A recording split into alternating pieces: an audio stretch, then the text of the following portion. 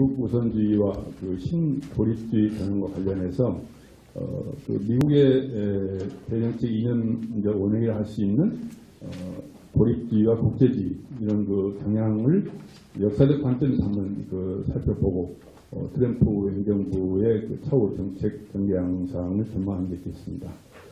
그 미국의 외교 사학자 마이클 헌트가 얘기를 했는데 그 미국의 건국 및 국가 형성 과정에서 나타난 외교 이념을 두 가지 형태로 구분을 했습니다. 그래서 이것을 미국 외교의 원형적 특징으로 설명을 했는데 그 두 가지 중에 하나가 이제 해밀턴주의고 또 하나는 이제 제퍼슨주의입니다. 잘 아시는 대로 해밀턴주의는 그 미국의 그 어떤 국가적 이익성과 민족적 우월성 뭐 이런 것들을 목표로 하면서 강력한 연방을 구성해서 해외에서 미국 국력을 효과적으로 실행하는 것, 어떻게 보면 현실주의에 가깝고 그래서 미국의 그 상업적 또는 기업적 이익을 추구하는 것이 외교의 핵심이 되어야 된다 이런 주장을 했습니다. 그래서 이것은 나중에 이제 19세기 후반에 제국주의 정책으로 표현이 됐고 20세기에는 이제 국제주의 정책의 원형이 되었다고 볼 수 있겠습니다.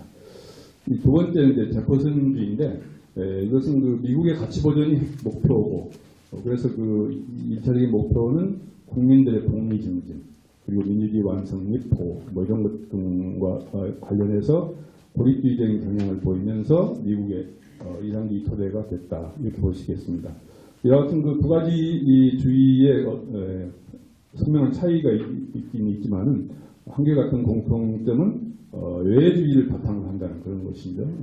그래서 이와 같은 그 두 가지의 이념적 원형을 살펴보는 것이 하나의 의미가 있는데 이것은 왜냐하면 이와 같은 원형이 그 세월이 지나면서 환경이나 조건은 변화하지만 그때그때 미국이 처한 상황에 적응하는 과정에서 많이 진화해가지고 적응을 하게 됩니다. 그런데도 불구하고 그 본래의 모습은 어디에 남아있게 되고 이것이 트럼프 신행정부의 차후 정책을 이해하는 데 도움이 된다고 생각을 했습니다. 다음 장입니다. 25페이지입니다. 미국의 그 외교학자 프랭크 클린버그 박사는 그 미국의 대정책 역사를 자세히 들여다보면 그 면면이 작동하고 있는 두 가지의 그 이항적 대립 개념이 있다고 했습니다. 그래서 이러한 기준은 이제 그 국가 행위에 대한 인식적 차이와 국익을 추구하는 방법론상에서 이상주의와 현실주의가 대립하고 미국의 그 국제적 역할에 관한 면에서 고립주의와 국제주의가 대립한다고 이렇게 얘기를 했습니다.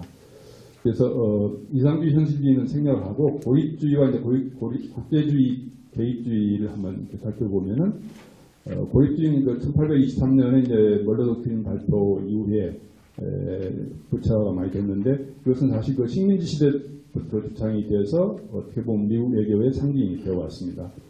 토마스 페인이나 뭐 조지 워싱턴 대통령의 이임사, 제퍼슨 뭐 이런 사람들의 고립주의 관련 주요 연구를 보시는 바와 같습니다. 고립주의는 그 후에 그 1935년부터 41년 사이에 가장 그 최고조기를 보였죠.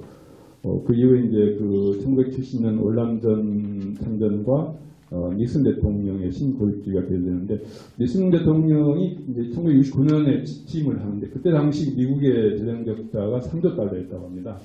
지금으로 치면 한 300조에 가까운 이제 그래서 그런 것 등을 고려한 이제 국내 극복 그런 정책이었습니다.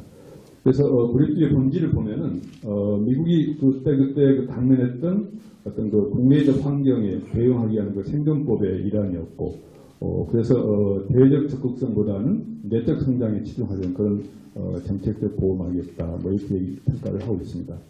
한편으로 이제 국제주의는 이것 마찬가지 이제 고립주의와 마찬가지로 건국 초기 때부터 존재했던 이념인데 어떻게 보면 멀러 독트린의 또 다른 측면이었다.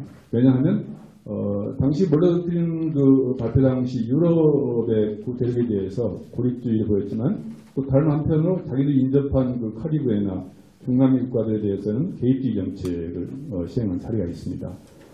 이러한 그 개입주의는 존 오셜리반이 얘기한 그 명백한 운명 뭐 이런 것 등이 이제 그 인디언 원주민이라든가 이런 정복의 정당한 논리로서 이제 그 틀을 제공했고 나중에 또 제국주의 이념의 틀이 됐습니다.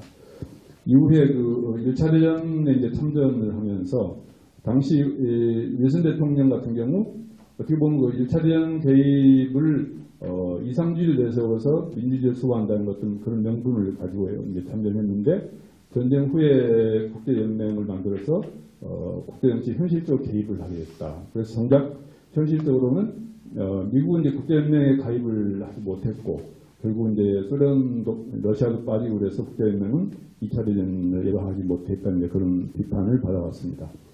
이후에 2차 대전 참전과 냉전기에 과도한 개입을 하게 됩니다. 이상과 같은 미국의 대외정책 사례를 보면은 미국의 대외정책 역사에서 어떤 대외정책 이념이 확실히 존재했다는 것을 우리가 볼 수가 있고요. 이러한 이념은 초기에 이제 해밀턴주의나 제퍼슨주의를 출발했지만은 나중에는 현대로 오면서 외교 이념적 좌표를 이상주의와 현실주의 그런 한 축과 또 고립주의와 국제주의 다른 한 축이 결합이 돼가지고 대립적 양면성이 교차하며 공존을 했다 이렇게 볼 수가 있습니다. 그런데 실제 현실 정치에서는 현실적 국제주의, 자유적 국제주의, 또 그리고 현실적 고립주의, 자유적 고립주의 이러한 네 가지 이념 유형으로 나타났다 이렇게 볼 수가 있겠습니다. 그래서 여하튼 대외정책이 이 고립주의나 국제주의는 나누어서 얘기를 할 수는 있지만은 현실 정치에 나타난 것을 보면은 어떤 경향이 강해지면 다른 경향은 약간 좀 느슨해질 뿐이다. 그래서 그러나 그 경향이 전혀 없어지지는 않았다는 것을 우리가 볼 수가 있습니다. 따라서 이제 이러한 경향에 비추어서 트럼프의 선거 때부터 나오는 그런 발언들을 보면은 트럼프 행정부는 미국의 이해관계를 정책 판단의 기준으로 삼는 어떤 미국의 우선주의 정책, 그런 미국 제일주의 정책 하에 패권국가로서 지속적으로 패권국가로서 선별적 개입 등의 어떤 국제 역할을 절대 포기하지 않을 것이다.